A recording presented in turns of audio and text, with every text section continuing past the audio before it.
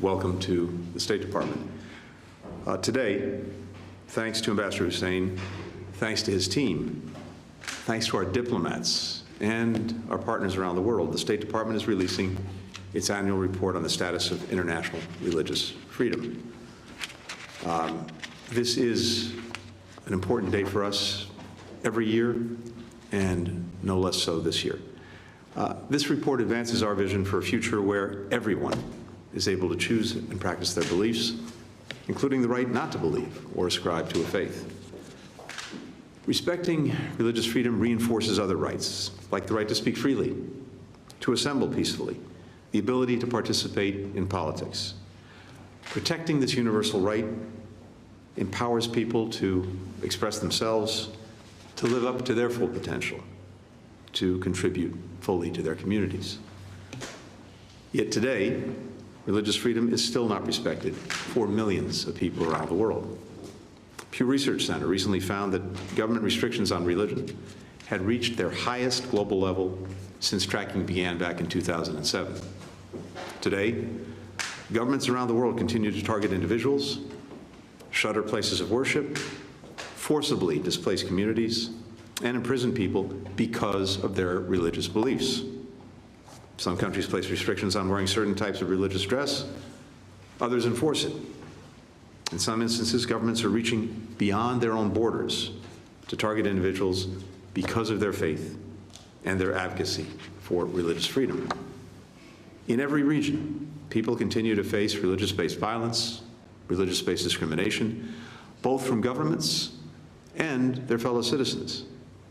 They may be shut out of schools, denied jobs, harassed, beaten, or worse.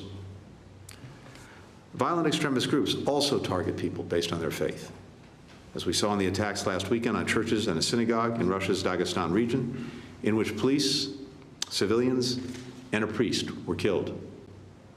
Since Hamas's horrific terrorist attack on Israel on October 7th and the subsequent conflict in Gaza, both anti-Semitism and Islamophobia have increased significantly across the globe. Here in the United States, reports of hate crimes and other incidents targeting both Muslims and Jews have gone up dramatically. The Department's report tracks these kinds of threats to religious freedom in almost 200 countries. For example, blasphemy laws in Pakistan help foster a climate of intolerance and hatred that can lead to vigilantism and mob violence. In Hungary, officials continue to use anti-Semitic tropes and anti-Muslim rhetoric, and they penalize members of religious groups who criticize the government.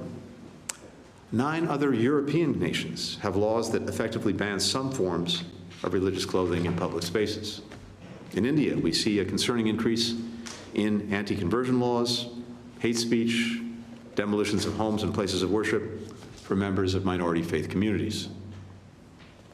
At the same time, people around the world are also working hard to protect religious freedom.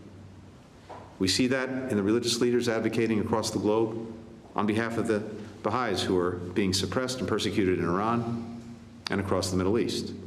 In activists like Rushan Abbas, who's raising awareness about the genocide and crimes against humanity that China is committing against the predominantly Muslim Uyghurs in Xinjiang.